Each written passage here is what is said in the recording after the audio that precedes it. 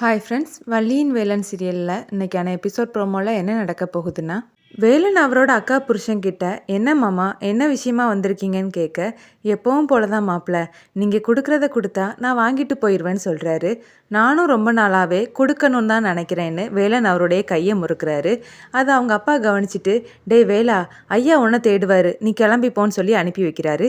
வேலனோட தங்கச்சி வாசலில் உட்காந்துருக்காங்க. அதை கவனித்த வேலன், என்னாச்சு இங்கே எதுக்காக வந்து உட்காந்துருக்கேன்னு கேட்க, இல்லைண்ணா இன்னைக்கு ஃபிசிக்ஸ் எக்ஸாம், கொஞ்சம் ரிவைஸ் பண்ணலான்னு நினச்சா வீட்டில் ஒரே பிரச்சனையாக இருக்குதுன்னு சொல்கிறாங்க.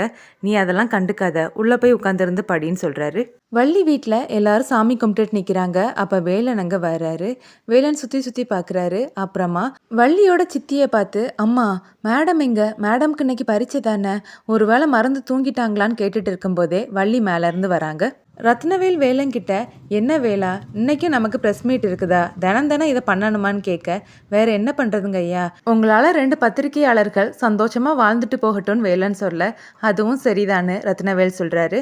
அப்புறமா ப்ரெஸ் மீட் நடக்குது. பத்திரிகையாளர்கள் அவங்களோட கேள்விகளை கேட்குறாங்க. அப்போ வேலன் ஏற்பாடு பண்ண ஒரு ஆள், சார் இன்னைக்கு உங்கள் பொண்ணும் பரீட்சை எழுத போகிறாங்க, அவங்களுக்கு நீங்கள் வாழ்த்துக்கள் சொல்ல மாட்டீங்களான்னு கேட்க, ரத்னவேல் திரும்பி வள்ளியை பார்க்குறாரு. அப்புறமா பத்திரிகையாளர்கிட்ட, இங்கே பாருங்க, இன்னைக்கு எக்ஸாம் எழுத போகிற எல்லாருமே என்னோட பிள்ளைங்க மாதிரி தான், எல்லாருமே நல்லா டெஸ்ட் எழுதணும், என்னோட வாழ்த்துக்கள்னு சொல்கிறாங்க.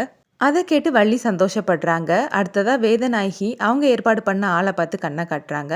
அந்த ஆள் ரத்னவேல்கிட்ட, ஐயா உங்களோட பொண்ணு எக்ஸாம் எழுத போகிறாங்க, இந்த தடவையாவது அவங்க எல்லா அரியர்ஸையும் கிளியர் பண்ணிடுவாங்களா, அவங்க கிளியர் பண்ணலைன்னாலும் நீங்கள் கிளியர் பண்ண வச்சுருவீங்க தானே, கிளியர் பண்ணுறது என்ன, ஃபஸ்ட் கிளாஸில் நீங்கள் அவங்கள பாஸ் ஆக்கி விட்டுருவீங்க தானேன்னு கேட்க, அதை கேட்டு ரத்னவேல் கோவப்படுறாரு. இங்கே பாருங்க, யாராக இருந்தாலும் நேர்மையாக தான் வெற்றி பெற முடியும், அது என் பொண்ணாக இருந்தாலும் சரிதான், சரி ப்ரெஸ் மீட்டை இன்னொரு நாள் வச்சுக்கலான்னு சொல்லிட்டு ரத்னவேல் கிளம்புறாரு.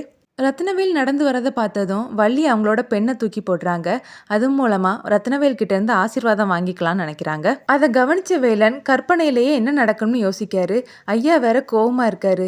இந்த நேரம் பார்த்து மேடம் போய் ஆசீர்வாதம் வாங்கியாச்சுதுன்னா அவங்கள ஓங்கி அறைய போறாருன்னு கற்பனை பண்ணி பார்க்குறாரு.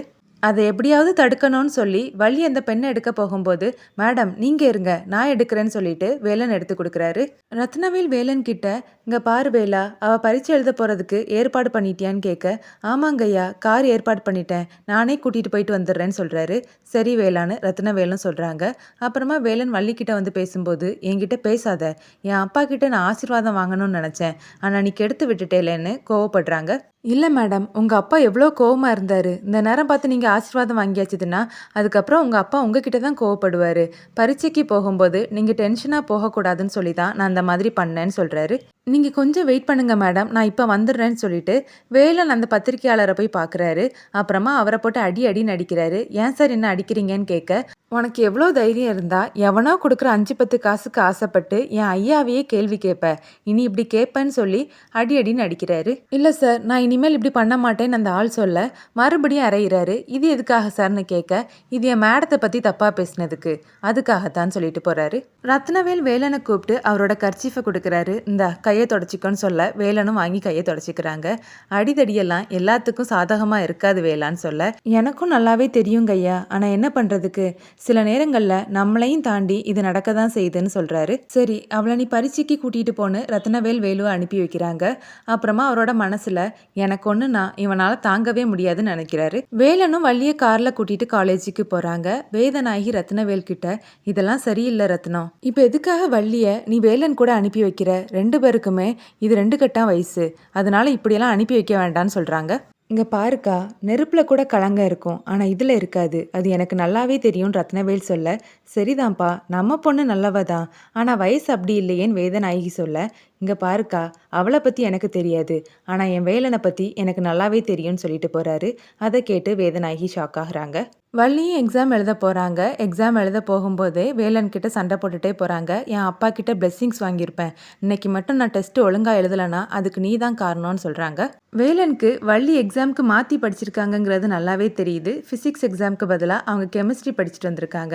இதை தெரிஞ்சுக்கிட்ட வேலன் வள்ளிக்கிட்ட, இங்கே பாருங்கள் மேடம், இன்னைக்கு எக்ஸாமில் உங்களுக்கு தெரிஞ்ச கொஸ்டினும் இருக்கும், தெரியாத கொஸ்டினும் இருக்கும், தெரிஞ்ச கொஸ்டின் நிறையவே இருக்கும், தெரியாத கொஸ்டின் நிறையவே இருக்கும், ஒருவேளை எல்லாமே தெரிஞ்ச கொஸ்டின் கொஸ்டினாக இருக்கும், எல்லாமே தெரியாத கொஸ்டினாகவும் இருக்கும். அதுக்காக பயந்து போய் எதுவுமே எழுதாமல் வந்துடாதீங்க மேடம், ஏதாவது எழுதிட்டு வந்துருங்கன்னு சொல்லி அனுப்பி வைக்கிறாரு. அப்புறமா கடவுள்கிட்ட, எங்கள் மேடம் இன்னைக்கு ஃபிசிக்ஸ் எக்ஸாமுக்கு பதிலாக கெமிஸ்ட்ரியை படிச்சுட்டு வந்திருக்காங்க, அவங்க கூட நீங்கள் தான் இருந்து நல்லபடியாக எழுத வைக்கணும்னு சொல்லி வேண்டிக்கிறாங்க.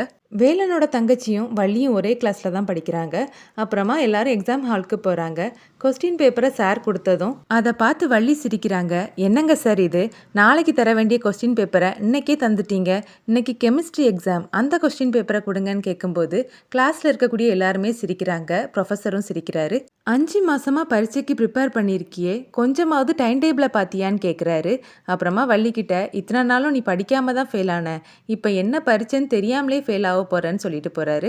வள்ளி அவங்க அப்பா சொன்னதை யோசிச்சு பார்க்குறாங்க. இந்த தடவை அவள் பாஸ் ஆகலைன்னா அவளுக்கு கல்யாணம் பண்ணி வச்சிடணும்னு சொன்னதையும் நினச்சி பார்க்குறாங்க. அப்புறமா வேலன் கொஸ்டின் எதுவுமே தெரியலனாலும் கூட ஏதாவது எழுதி வைங்கன்னு சொன்னதையும் நினச்சி பார்க்குறாங்க. வள்ளி கொஸ்டின் பேப்பரை பார்த்து அழுதுட்டு இருக்காங்க. அப்புறமா வேலனை காட்டுறாங்க. வேலன் ஒரு டீ கடைக்கு வந்து டீ சாப்பிட்டுட்டு இருக்காரு.